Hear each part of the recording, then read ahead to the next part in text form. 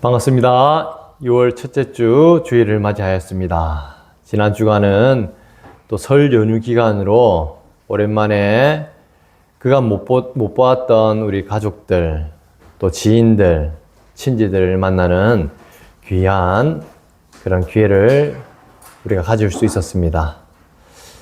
돌이켜보면 인생의 많은 사건 중에서 그래도 우리가 기억에 남고 우리에게 많은 기쁨과 또 즐거움을 줬던 그 순간들은 아무래도 우리가 아끼고 사랑하는 그런 사람들을 만나는 시간들이 아니겠나 이런 생각이 듭니다.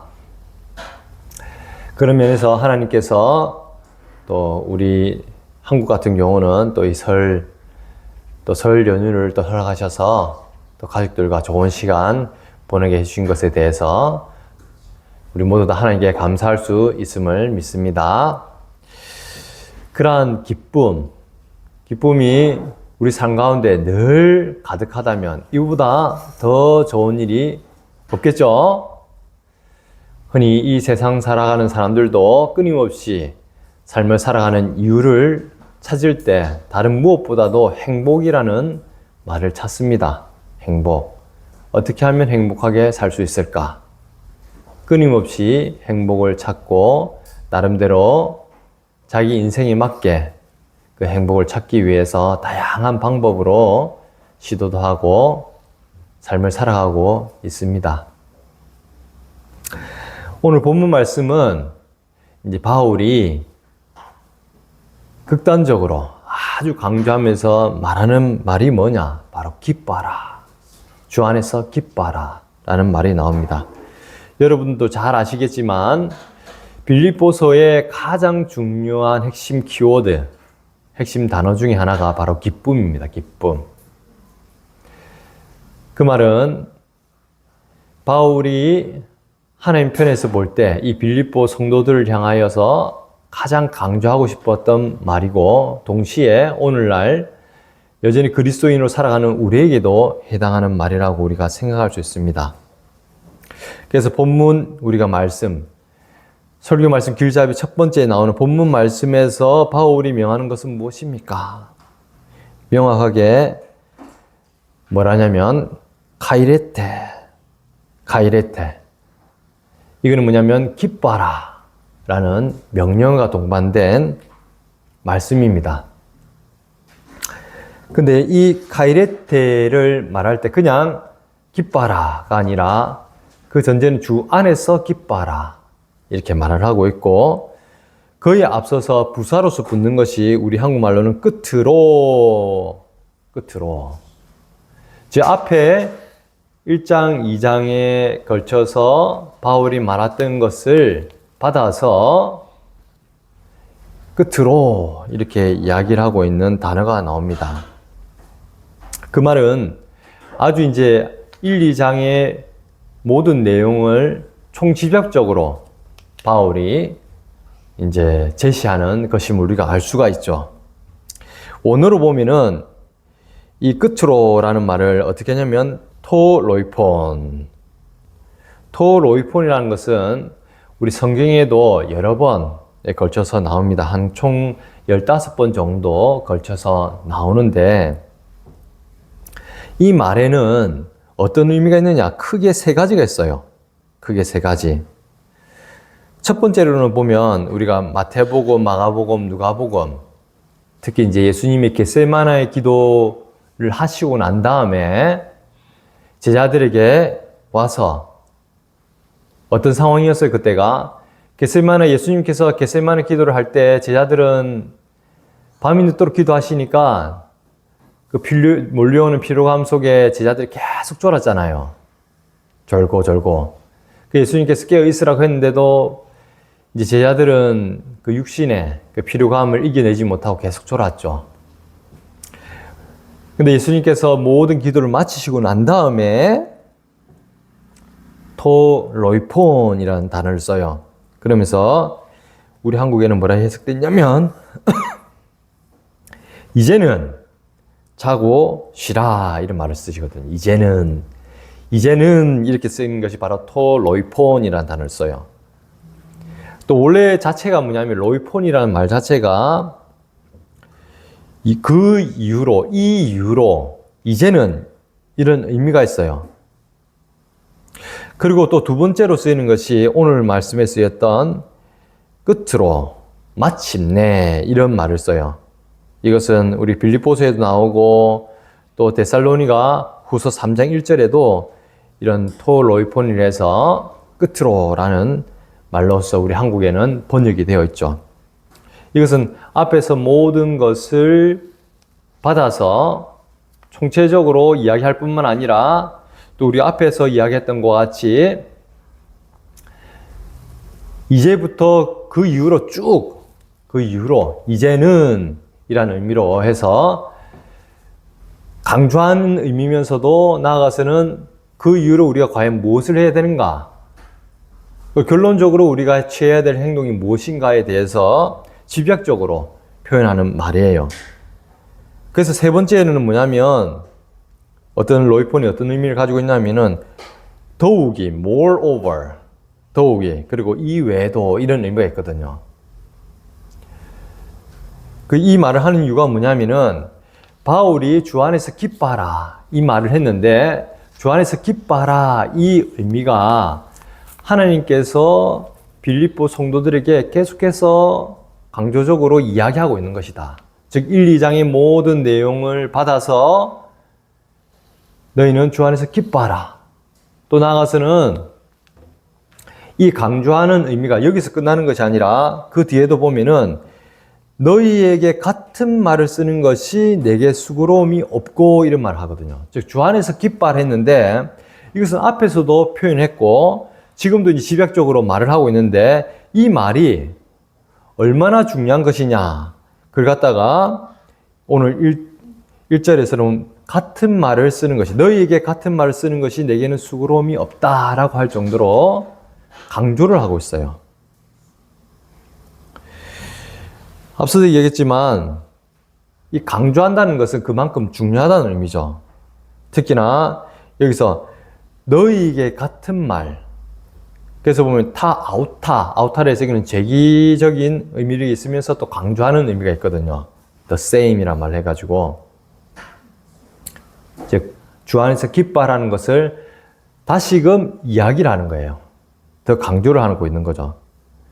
이 말을 너에게 또 쓰는 것은 이런 의미거든요. 뭐냐면 그러면서도 이것은 내게는 수고로움이 없다. 원어에는 뭐냐면은 오크네이로스를 해서 오크네이로스, 여기서는 수고로움이라 했지만 오크네이로스라는 것은 뭐냐면은 게으른, 나태한, 느릿느릿한, 부진한이거든요. 근데 여기서 부정어를 써요. 앞에 부정어를 우크라 해가지고 부정어로 쓰면서 즉 이 말을 하는 것은 내가 결코 게을리해서는 안 된다. 주 안에서 기뻐하는 말을 자기는 결코 게을리하지 않겠다. 이걸 부진하게 하지 않겠다. 즉 무엇보다도 적극적으로 너희들에게 강조하겠다. 이런 말이 있어요.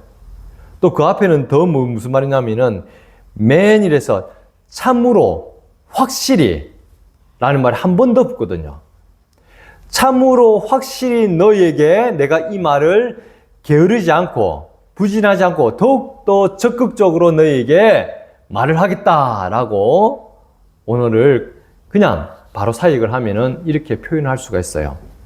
그만큼 바울이 강조하는 것이 뭐냐면 주 안에서 기뻐하라 라는 말씀이죠.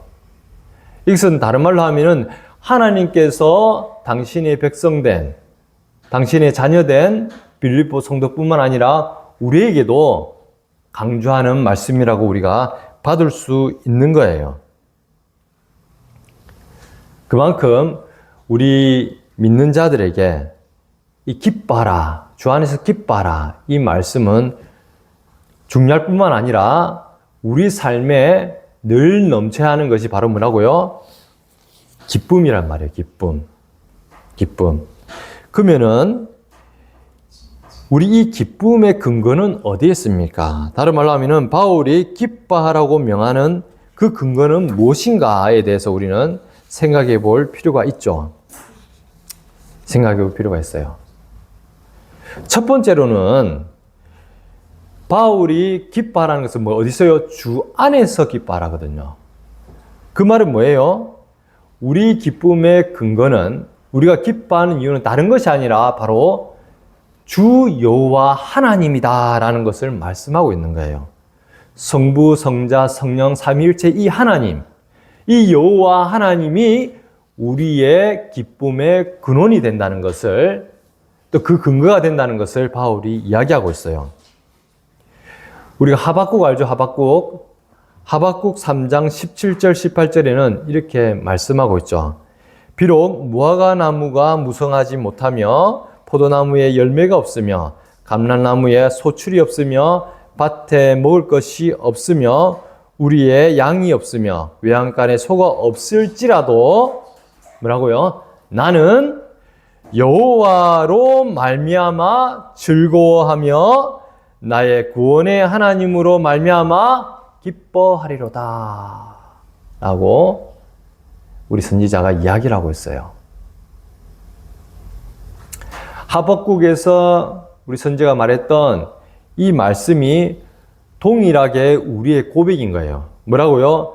다른 그 어떤 상황과 조건, 어차피 우리가 실패하고 좌절하고 절망할 수밖에 없는 그런 상황 가운데서도 나는 여호와로 말미암아 즐거워하고 나의 구원의 하나님으로 말미암아 기뻐하리로다 했던 이 고백은 동일하게 바울이 빌립보 성도들에게 한 고백이고, 또한 뭐예요? 빌립보 성도들이 이러한 고백을 했을 뿐만 아니라 우리 또한 우리 삶 가운데 우리가 여호와로 말미암아 즐거워하고 기뻐한다라는 고백이 되어야 됨을 이야기하고 있는 거예요. 다른 말로 하면 우리가 기뻐할 수 있는 그 근거는 뭐냐? 다른 그 어떤 것이 아니라 바로 주 여호와 하나님으로 말미암아 우리가 기뻐할 수 있다라는 것을 여러분들이 꼭 기억해야 돼요. 그 이유에 대해서는 여러 가지가 있죠. 근데 핵심적인 것은 뭐예요?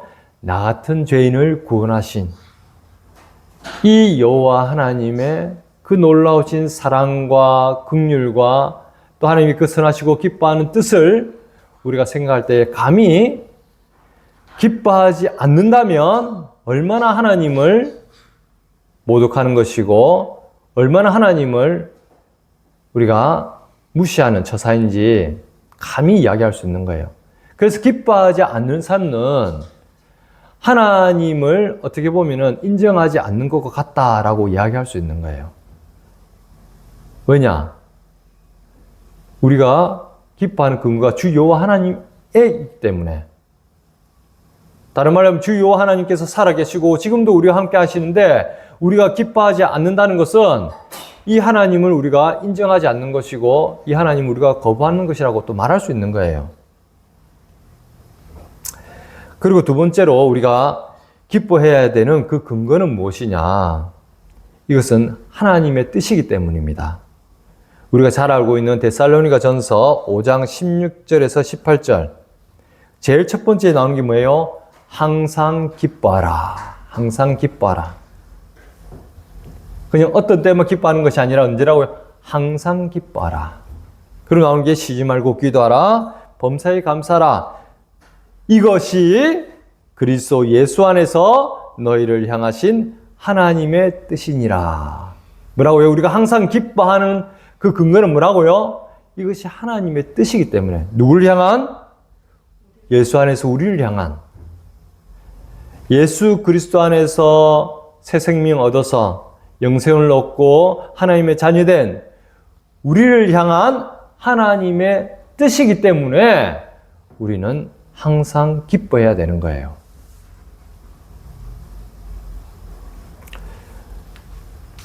또 다른 말로 하면 뭐예요? 우리가 기뻐하지 않는 것은 이런 하나님의 뜻을 거슬러 배역하는 것이라고 볼 수 있는 거죠. 그래서 우리가 기뻐하지 않을 때 우리는 잠잠히 인생을 돌아볼 필요가 있는 거예요. 과연 내가 하나님의 뜻 아래 있는 것인가? 하나님 뜻 아래 내가 살아가고 있는 것인가? 라고 우리가 생각을 해봐야 되죠.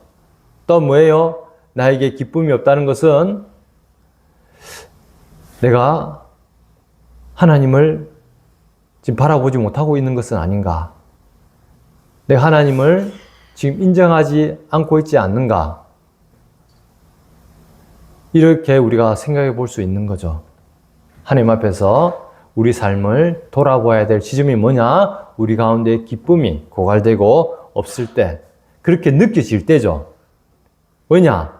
하나님 안에는 늘 기쁨이 충만하게 있는 것이 그게 정상인데, 우리 가운데 그 기뻐하지 않는다는 것은 우리 안에서 뭔가 문제가 있다는 거예요. 그 실질적으로 보면은 우리가 보면 하나님께서 이 천국을 비유할 때 혼인잔치를 즐기는 것과 같이 많이 비유를 하거든요. 마태복음에서도 천국은 마치 자기 아들을 위하여 혼인잔치를 베푼 어떤 임금과 같으니 이렇게 하고, 또 마태복음 25장 1절에서는 그때의 천국은 마치 등을 들고 신랑을 맞으러 나간 열처녀와 같다. 즉 신랑 신부 또는 혼인잔치 이런 비유를 하면서 천국을 비유하고 있는데, 다른 말로 하면은 혼인잔치는 어때요? 아주 기쁨이 넘치고 즐거움이 넘치고 또 많은 사람들이 서로가 또 축하하고 기뻐하는 그런 자리죠. 그래서 보면 예수님은 요한복음 3장 29절에서 이렇게 말씀하고 있어요. 신부를 취하는 자는 신랑이나 서서 신랑의 음성을 듣는 친구가 크게 기뻐하나니 나는 이러한 기쁨으로 충만하였노라 라고 이야기하고 있어요. 뭐라고요? 신부를 취하는 자. 다른 말로 하면 예수님이 우리의 신랑 되시잖아요. 비유할 때. 그 신랑 되신 예수님이 신부를 취하는 자는 신랑이나 서서 신랑의 음성을 듣는 친구가 크게 기뻐하나니 나는 이러한 기쁨이 충만하였노라. 즉 예수님 가운데는 기쁨이 어떻다고요? 충만하단 말이에요. 그러면 주 안에 있는 우리는 또한 어떻게 해요? 기쁨이 충만합니까? 안 충만합니까? 충만하단 말이에요. 우리 가운데 기쁨이 충만해야 마땅한데 그렇지 못한 상황이라면 우리가 한번 하나님 앞에서 우리의 삶을 돌아봐야 될 그런 지점이 되었다라고 여러분들이 판단을 해야 돼요. 하나님 앞에 무릎 꿇고 엎드려서 또 말씀을 묵상하는 가운데 내 가운데 이렇게 기쁨이 지금 없게 느껴지는 것은 과연 무엇 때문일까? 이미 기쁨이 충만한 예수 그리스도 안에서 새 생명 얻어 하나님 나라의 자녀로서 하나님의 백성으로서 하나님 나라를 살아가고 있는 낸데 왜 내 가운데 기쁨이 없이 느껴질까? 이럴 때는 우리가 하나님 앞에서 내 자신의 삶을 겸손하게 무릎 꿇고 엎드려서 돌아와야 될 그런 지점이라는 것을 여러분들이 기억하시기 바랍니다. 그러면 구체적으로 기뻐하는 삶은 과연 어떤 것인가? 어떠한 것인가? 우리가 한번 생각해 볼 필요가 있죠. 기뻐한다는 것이 마냥 그냥 뭐 언제 어디 뜨든 상관없이 뭐 웃고 떠들고 이렇게 하는 것인가? 기뻐하는 삶이란 과연 어떤 것인가? 우리가 한번 생각해 볼 필요가 있죠. 그 말씀 또한 우리가 1절을 근거로 해서 살펴보면 첫 번째는 뭐라 됐어요? 우리가 기뻐하는 것은 어떤 삶이라고요? 주 안에서 기뻐하라. 즉 다른 말로 하면 주 안에 있는 삶이죠. 주 안에 있는 삶. 그죠? 주 안에서 기뻐하랬기 때문에. 그럼 주 안에서라는 의미가 과연 무엇인가라고 우리가 한번 생각해 볼 필요가 있어요. 주 안에서. 크게 네 가지로 살펴볼 거예요. 주 안에서의 의미는 다양하게 해석될 수 있는데 오늘은 네 가지로 한번 살펴볼 건데 첫 번째로는 바로 말 그대로 주 안에서 공간적인 의미예요. 공간적인 의미. 우리가 흔히 말하는 물리적 공간으로 뭐뭐 안에서라고 하잖아요. 안에서.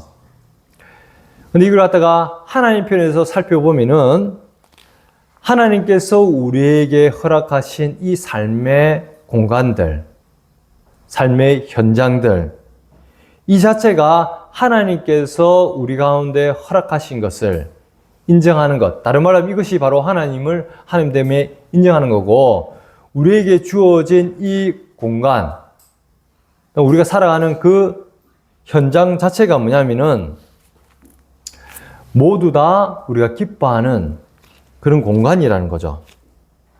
이 말은 뭐예요?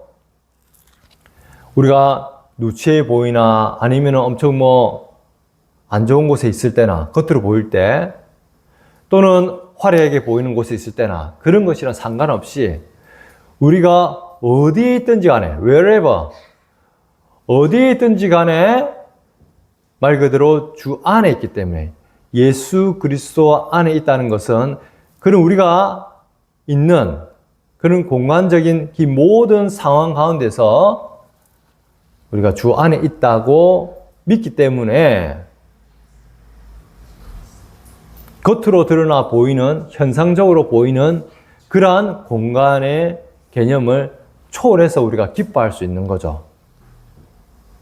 여러분도 아시겠지만 저희도 일상적으로 보면은 겨울에 아주 춥게 지내고 있죠. 그죠? 실내 온도가 10도가 안 되는 상황 가운데 지낸다는 것은 쉽지가 않아요. 그리고 생활에 여러 가지 불편한 점들이 많이 있습니다. 우리 생활할 때. 근데 그러한 공간적으로 여러 가지 불편한 부분이 있고 제약도 있고 하지만 그런 것과 상관없이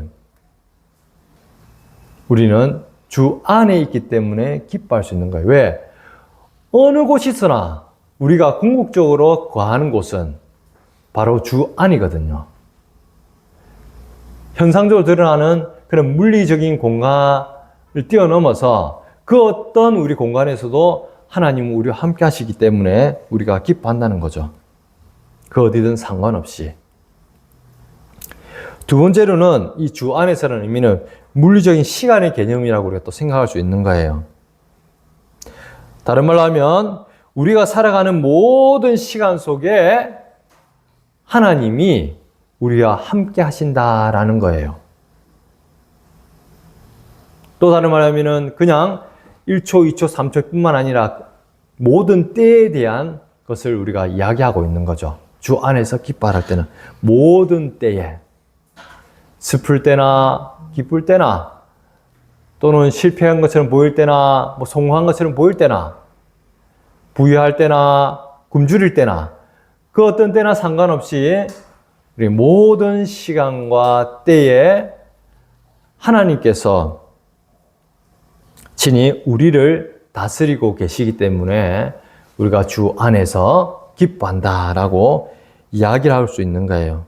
궁극적으로 하나님은 영원 가운데 어떻게 보면 우리가 지금 겪고 있는 이런 시간의 개념을 초월하신 분이죠. 공간적인 부분도 초월하셨고 그 시간적인 부분을 초월해서 우리가 표현한 분이 바로 영원함이죠. 영원. 하나님 외에 이 세상에 영원한 것은 없죠. 하지만 이 하나님께 속했다는 것은 이 영원성을 부여받는 거예요. 그렇단 말은 앞서서 이야기했지만 우리가 육신에 있을 때나 아니면은 향후 부활의 몸으로 다시 거듭날 때나 어떤 때나 상관없이 우리가 항상 기뻐하는데 중요한 것은 무엇이냐? 이렇게 우리가 때 또는 시간의 모든 시간과 모든 때에 기뻐할 수 있는 근거는 바로 임마누엘 하신 이 여호와 하나님께서 늘 우리와 함께 동행하시고 다스리기 때문에 우리가 동일하게 기뻐한다라고 이야기를 하는 거죠. 여호와께서 우리와 늘 함께 하심으로 우리가 기뻐한다라고 이야기를 하는 거예요. 세 번째로는 주 안에서 기뻐하라 할 때, 주 안에서라는 것은 우리가 행하는 모든 행위, 일, 사역, 이 가운데 기뻐하는 것을 이야기하고 있는 거예요. 우리가 공간이 주어져 있고 시간이나 때가 주어지고 그 가운데 그냥 있는 것이 아니죠. 삶을 살아가는 존재이기 때문에 우리가 그때에 맞게 어떤 행위, 일 또는 이걸 갖다 또 다른 말로 사역을 늘 하고 있죠.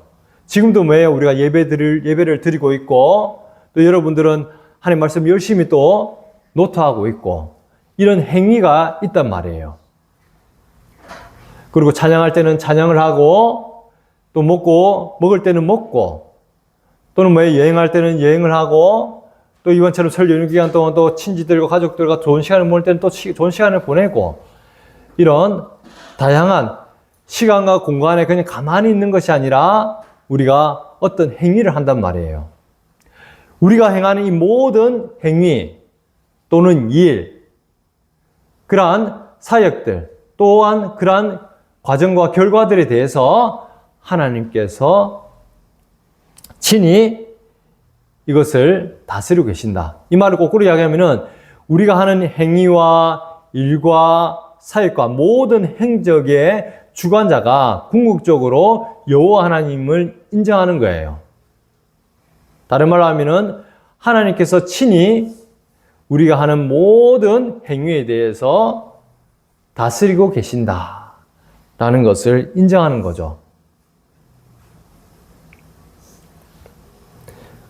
그렇다면은 우리가 실패하거나 낙심하거나 성공하거나 또는 순적하게 일이 풀리는 것 같거나 또는 일이 풀리지 않거나 그런 거랑 상관없이 하나님께서 친히 다스리시고 우리의 행적들을 주관하신다는 것을 믿기 때문에 당장에 보이는 그 상황이 좋거나 나쁘거나 상관없이 우리가 늘 기뻐한다라는 것을 이야기할 수 있는 거예요.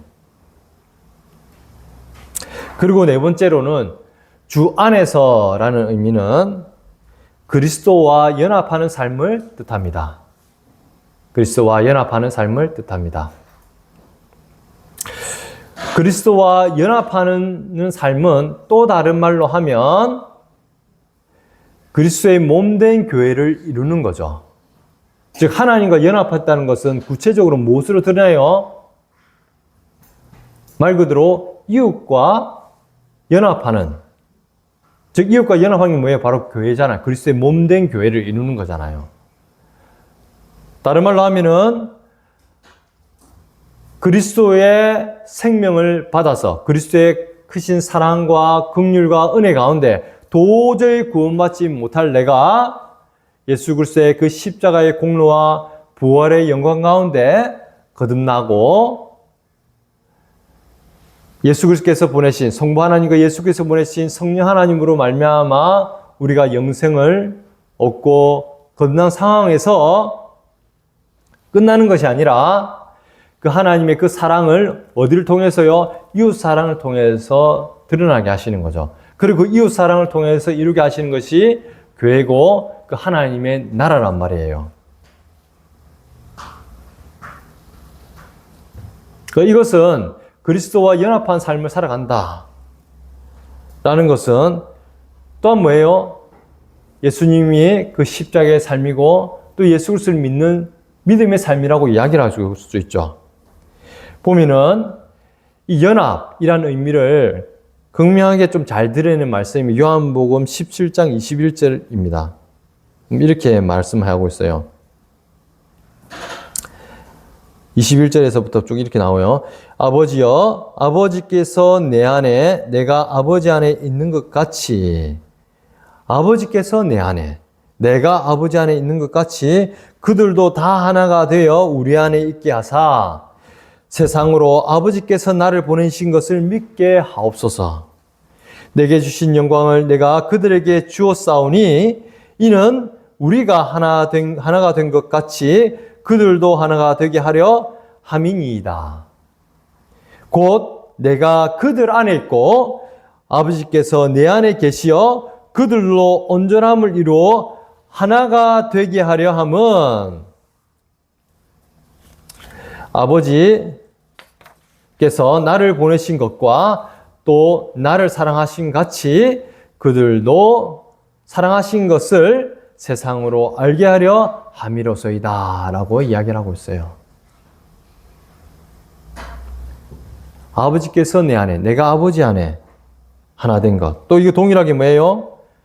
내게 주신 영광을 또 하나 예수 그리스도에 있는 자들에게 주셨고, 이렇게 주은 것은 성부 하나님과 성자 예수 그리스도 하나 된 것 같이 그들 또한, 즉 예수 그리스도를 믿고 구원받은 하나님의 백성들 또한 하나 되게 하려 하신다라는 것이 말씀하고 있고, 또한 이것이 뭐예요? 하나 되는 것은 온전함을 이루는 것인데, 그 온전함을 이룬다는 것은 뭐예요?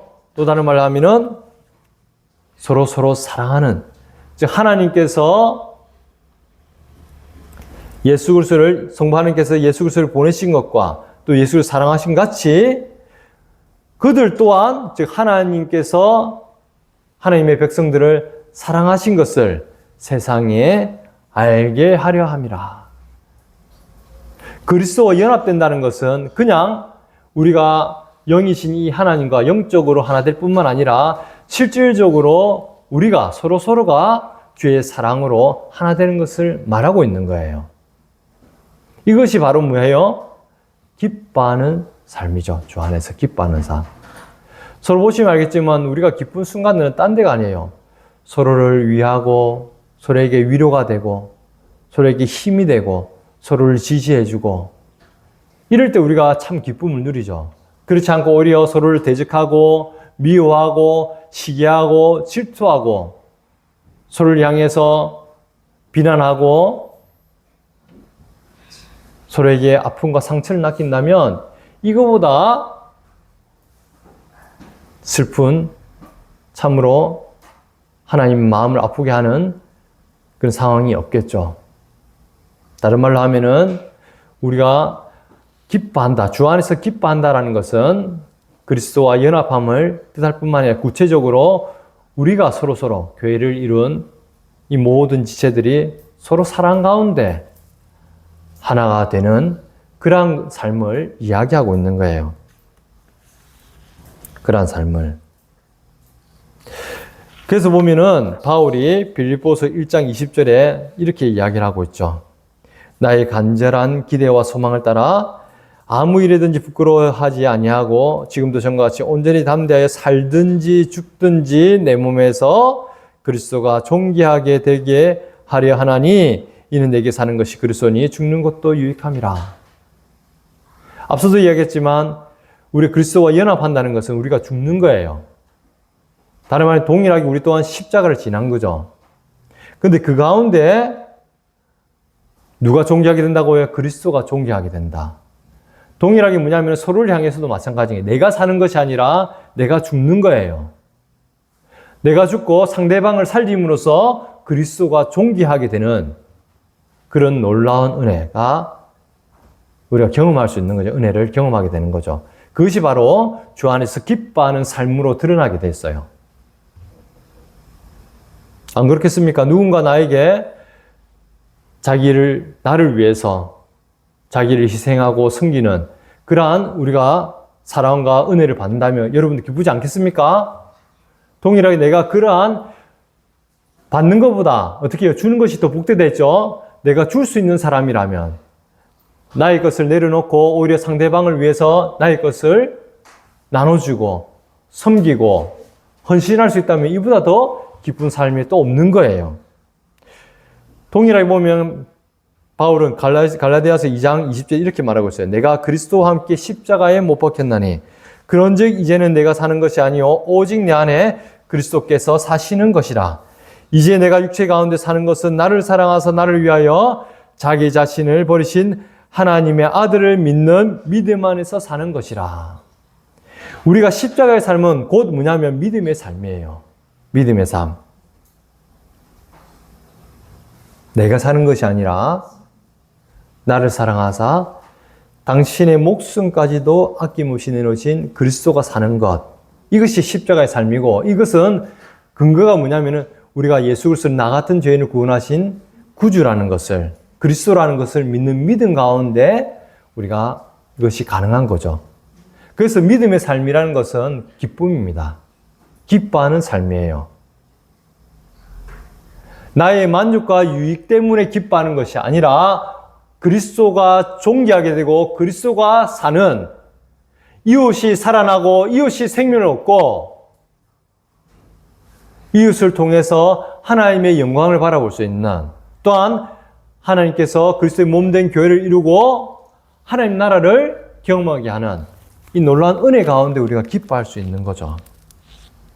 단순히 내 육신의 만족과 나의 유익을 쫓아서 그런 것이 아니라, 나 육신의 정욕과 이생의 안목의 정욕과 이생의 자랑을 쫓아 즐거워하는 것이 아니라 그 하나님 나라의 놀라운 부유함들, 즉 십자가를 통한 믿음의 삶을 통해서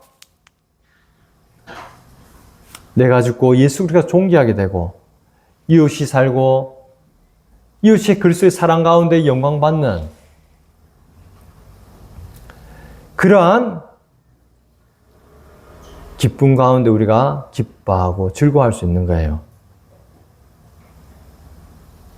그리고 이 기뻐하는 삶이라는 것은 그 어떤 삶보다 가장 든든하고 확실한 삶입니다. 보면은 이렇게 말씀하고 있어요. 3장 1절에 보면은 너희에게는 안전하니라. 겉으로 나의 형제들아 주 안에서 기뻐하라. 너희에게 같은 말을 쓰는 것이 내게는 수고로움이었고 너희에게는 안전하니라. 이렇게 되어 있거든요. 너희에게는 안전하니라. 여기서 안전하다라고 써있던 이 헬라어 원어는 뭐냐면 아스팔레이스라는 말을 써요. 아스팔레이스. 이 의미는 뭐냐면 firm, 굳건한, 확신한, certain, true, 진실하다. 근데 어떻게 굳건하냐? 말 그대로 내가 전적으로 의지할 수 있는 그런 반석이라는 거죠. 반석. 이 말은 무슨 말이에요? 우리가 기뻐하는 삶이라는 것은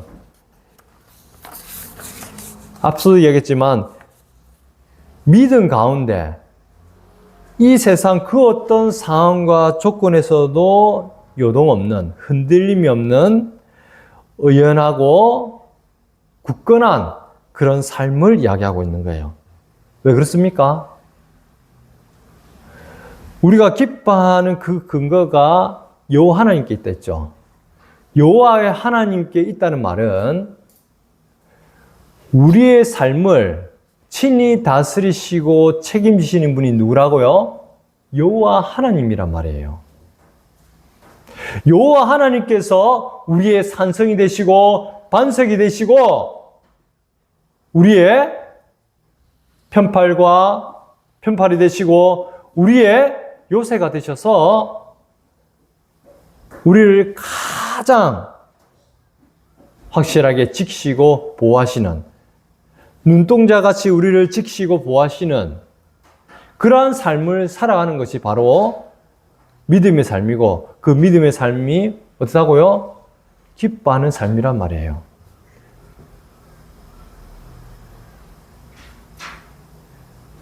기뻐하는 삶이라는 것은 근본적으로 우리가 불안하고 또는 근심거리가 많고 이러면 우리 기뻐할 수 있습니까?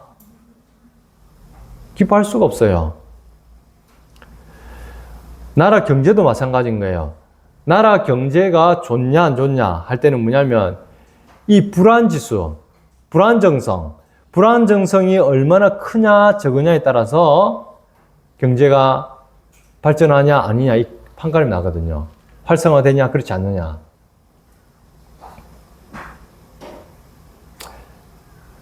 믿음의 삶을 살아가는 것도 마찬가지고 우리가 기뻐할 수 있는 근거는 기뻐하는 건 어떤 기뻐할수요? 가장 평안하고 가장 든든할 때 우리가 기뻐할 수 있잖아요. 그렇지 않습니까? 근심 걱정할 것이 없고 불안할 필요가 없는 그런 상태이기 때문에 우리가 기뻐할 수 있거든요. 근데 우리가 그렇게 할 수 있는 근거가 뭐라고요? 앞서도 있지만 여호와 하나님께서 친히 우리의 삶을 책임지시기 때문에 여호와 하나님께서 우리의 삶을 어떻게 한다고요? 확실히 보장하시기 때문에 여호와 하나님께서 확실히 우리를 보장하는 삶이 바로 기뻐하는 삶이란 말이에요. 그 보증으로서 우리에게 보내신 분이 누구예요? 성령 하나님이시잖아요. 성부 성자 하나님께서 우리가 당신의 것임을 당신이 친히 책임지시고 친히 영광 받으시는 그랑 당신의 것이라는 것을 보증하기 위해서 보내신 분이 누구예요? 바로 성령 하나님이시잖아요. 그렇기 때문에 우리가 복음을 듣고 깨닫고 믿음으로 살아갈 수 있는 거예요. 성령 하나님께서 우리와 함께 하시기 때문에. 그렇지 않은 자들은 이 복음을 들어도 무슨 말인지 들을 기도 없어요. 당연히 깨닫지도 못하고 오히려 대적하고 거역하고 하나님을 모욕하는 삶을 살아가죠. 근데 하나님께서 성령 하나님을 보증으로서 보내신 당신의 백성이라는 것을 우리가 확실히 드러나는 것은 뭐냐면 이 복음을 듣고 반응을 하는 거예요. 왜? 성령 하나님이 복음을 듣고 들을 길 듣게 하시고 깨닫게 하시고 우리 가운데 믿음을 주셔서 말 그대로 당신의 백성된 하나님의 소유된 하나님의 자녀의 삶을 살아가게 하시는 거거든요. 그럼 하나님께서 너는 내 것이다 라고 하는 것만큼 확실히 보장된 삶이 있겠습니까? 없잖아요. 그럼 하나님께서 우리를 그 어떤 것보다도 확실하게 보장하신다는데 이보다 우리가 기쁘지 않은 게 있겠습니까? 그죠? 그렇기 때문에 우리가 기뻐할 수 있는 거예요. 즉 기뻐하는 삶이라는 것은 단순히 헤헤호호 이런 차원을 넘어서 그 어떤 상황과 조건 가운데서도 요동이 없이 오히려 여호와 하나님께 더욱더 깊이 의지하고 뿌리를 내려서 흔들림이 없는 그러한 굳건한 삶이라는 거죠. 그런 안전한 삶이라는 거예요. 이것이 바로 기뻐하는 삶이다 라고 합니다. 주 안에서 기뻐하는 삶. 제가 며칠 전에 기사를 하나 읽었습니다. 어떤 기사를 읽었냐면은 1월 30일자 한겨레 신문에서 보도된 것인데 인도 힌두 축제에서 40여 명이 압사했다. 넘어진 어머니 밟고 지나가라는 제목으로 기사가 나왔어요. 보니까 인도에서는 힌두교잖아요. 인도에서는 매년마다 보니까 큰 축제가 열려요. 큰 축제가. 여기 보면은 쿰부멜라라는 이게 이제 축제 이름인데 쿰부멜라는 축제가 매년마다 열리는데 이때 보통 올해 같은 경우도 총 이 행사에 참여하는 인원이 4억 5천만 명 정도 가라고 했어요. 4억 5천만 명. 어마어마하죠? 4억 5천만 명. 사람인데 이것은 어떤 거냐면은 이 쿰부멜라라는 이 행사는 딴 것이 아니라 자기들이 신성하게 여기는 강이 있어요. 겐지스 강과 야무나 강이 있는데 이 두 강이 만나는 곳이 프라야그라지라는 곳이 있대요. 이제 겐지스 강과 야무나 강이 만나는 이곳에서는 신화 속에 나오는 자기들이 만든 사라스와티 강의 합류 지점에서 입수하면은 죄를 씻어내고 윤회의 굴레에서 벗어나 해탈에 이르게 된다라고 자기들이 믿는 거예요. 그래서 뭐냐면은 엄청나게 많은 사람들이 한 40일 동안 열리거든요. 이 40일 동안 열리는 기간 동안 올해로 하면 4억 5천만 명이나 되는 사람들이 거기에 몰리는 거예요. 그 강에 겐지스 강과 아까도 뭐랬습니까? 야무나 강 그 합류 시점에 입수하게 되면은 자기 모든 죄가 씻겨나게 하고 윤회라는 것은 계속 돌고 도는 거잖아요. 근데 자기들은 이 윤회라고 하는 것이 좋단 말입니까? 안 좋단 말입니까? 안 좋기 때문에 이거 벗어나려고 한단 말이에요. 그 벗어난 지점이 뭐라고? 해탈이라 한단 말이에요. 해탈. 이 해탈에 이르기 위해서 이제 이 행사에 자기들은 이렇게 길을 쓰고 하는 거예요. 그러니까 뭐예요? 앞서 있지만 그냥 40명 지금 죽었을 뿐만 아니라 압사당해가지고 더 많은 지금 사상자들이 나오고 있다고 지금 기사에 나온 거거든요. 근데 중요한 것은 뭐냐면 우리가 이 해탈이라는 것은 풀해자에 벗을 탈자를 쓰고 있잖아요. 이것은 이제 인도 종교, 즉 힌두교에서는 궁극적으로 자기들이 추구하는 목표예요. 목표. 해탈이. 해탈. 보면 인간의 영혼이 윤회의 속박으로부터 벗어나는 것을 의미한다라고 이야기하고 있거든요. 윤회라는 것은 이 땅 가운데 계속해서 돌고 살아가는 거죠. 근데 이 불교에서는 뭐라 하냐면 이 해탈을 갖다가 똑같이 인도 여기로부터 가져왔는데 고뇌, 속박으로부터 해방되는 것. 뭐라고요? 고뇌, 속박으로부터 해방되는 것을 이야기하고 있죠. 그걸 갖다가 해탈이라고 한단 말이에요. 해탈. 그러면은 이 세상 속에서 윤회 계속 돌고 도는 이 세상 자체가 어떻단 말이에요? 고뇌고 속박의 삶이라고 자기들은 이야기를 하고 있는 거예요. 그 인생이 고통받는 고통이라는 거죠. 늘 근심 걱정이 따라오지 않을 수가 없고 고통 가운데 있는 이 삶. 이 삶을 어떻게 하면 벗어날 수 있을까? 거기에 대해서 고민하면서 나온 것들이 이러한 종교들이에요. 종교들. 이 해탈을 얻게 하는 방법들은 다양하게 있대요. 아까 좀 여러 가지 시간이 지나면서 다양한 종파들이 나왔을 거잖아요.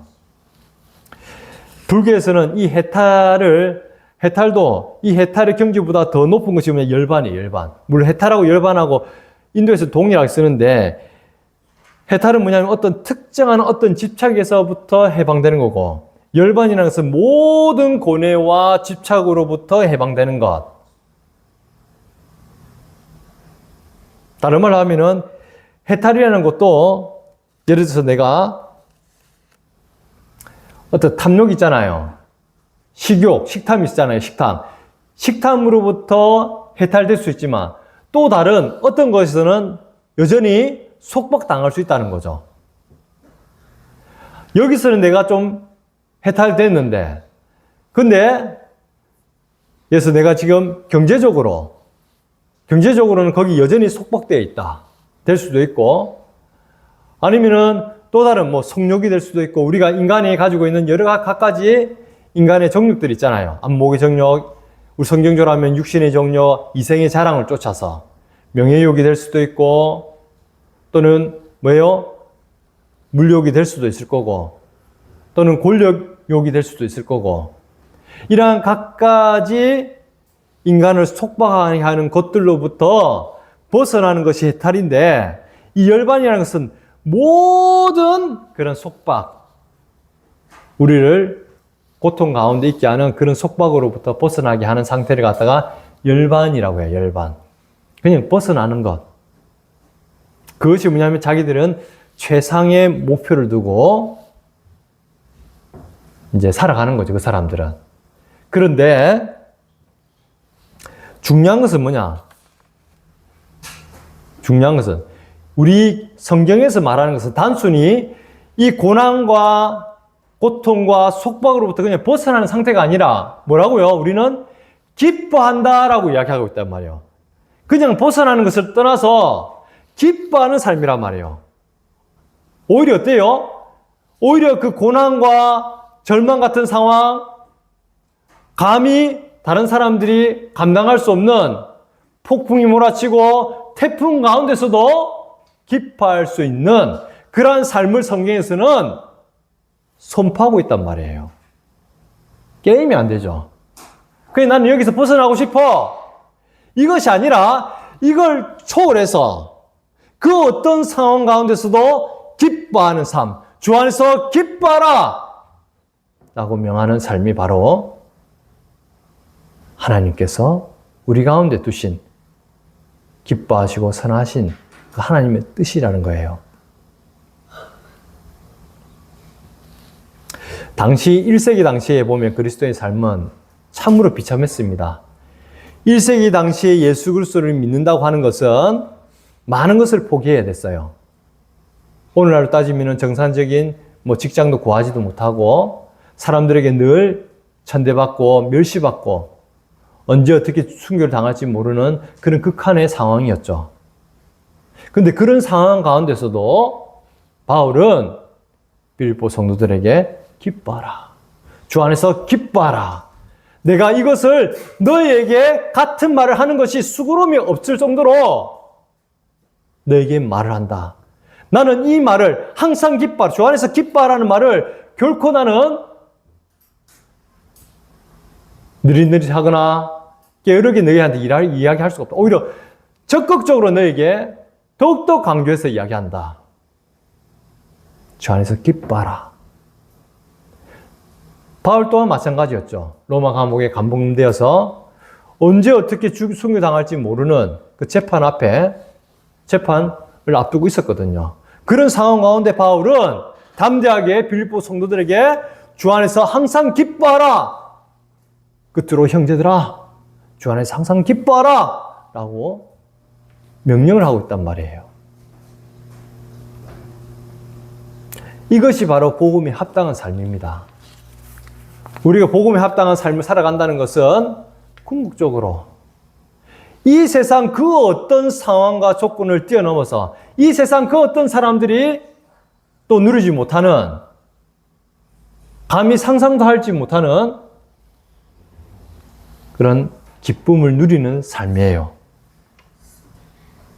이것은 앞에서 얘기했지만 해탈이나 열반 이런 것을 훨씬 초월하는 개념이죠.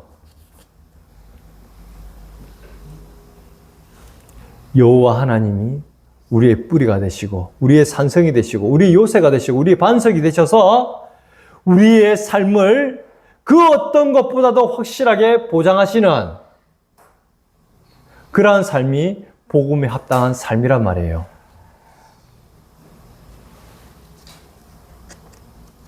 이러한 삶은 바로 지금 이 순간도 우리가 비록 여러 가지 불편함이 있고 시간적으로 제약이 있는 것 같고 육신의 인약 가운데 있는 것 같지만 실질적으로는 이 하나님의 다스림 가운데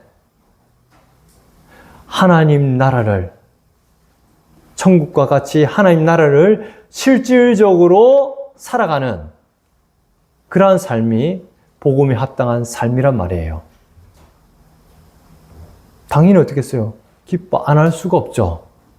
기뻐 안 한다면 우리 가운데 아까도 얘기했지만 문제가 있다라고 생각을 해야 돼요. 그때 하나님 앞에 엎드려야 되는 거예요. 왜 내가 지금 이 기쁨을 누리지 못할까? 이미 그 어떤 기쁨보다 하늘의 그 기쁨이 충만한 예수 그리스도 안에 나는 살아가는 자인데 그 안에서 생명을 얻었고 이미 주 안에 거하는 나인데 왜 내 가운데 기쁨이 없는 같이 느껴질까? 우리는 돌아봐야 되는 거죠. 그리고 그 기쁨의 삶이 구체적으로 실현되는 것은 아까도 이야기했지만 하나님 나라를 살아가는 것이고 하나님 나라 구체적으로 어떻게 되는 거예요? 이 교회를 통해서 하나님이 우리를 사랑하고 우리를 보장하시고 우리에게 모든 필요를 채워주시고 위로와 평안을 허락하시는 그런 삶 가운데 그 하나님의 사랑과 긍휼과 자비를 받아서 동일하게 뭐예요? 이웃을 사랑하고 섬기고 헌신하고 지지하고 위로하는 그러한 삶을 통해서 우리는 더욱더 그 하늘의 기쁨을 만끽할 수 있는 거예요. 그러한 삶이 바로 복음에 합당한 삶이고 바울이 이야기하는 주 안에서 기뻐하라. 이 뜻에 부합하는 삶이라는 것을 여러분들이 깨닫고 순종하고 마음껏 누려가시길 간절히 기도드리겠습니다.